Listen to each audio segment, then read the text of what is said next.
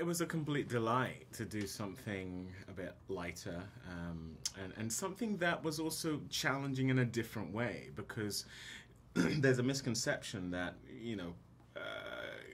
comedy as opposed to more dramatic work is easier or not as testing as it comes to whatever talents you have. But I found this to be a wonderful challenge, not least because it had comedic elements, but because it has elements of action. It has drama to it.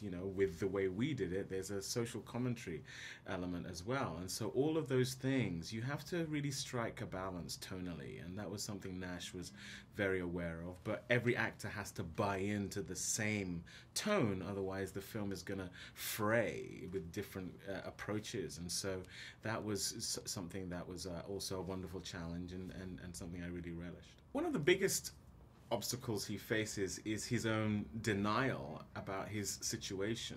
His wife, his bosses, his friends are all ahead of the game in terms of his actual circumstances and what he believes is going to be the case for him going forward. He's someone who believes in the American dream. He's someone who believes in loyalty, and all of these things are contriving to scupper him, basically. And so, one of the great things about the film, for me anyway, is that he catches up with his circumstances and then gets in the driving seat of his own life, and I think that's a pleasure to kind of see.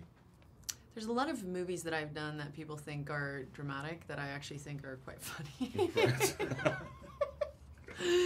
So I don't know. I mean, I feel like the movies I like to, the movies that I respond to as a moviegoer, are the ones that kind of cross that boundary. Like, they cross over. You don't know whether they're comedies or dramas. They're just good stories. And so I really, as a producer and as an actor, I just kind of deal with it that way. I look at it as, I guess, just build a character based on truth, and whatever those circumstances are, that's where, within the action of that you find the comedy.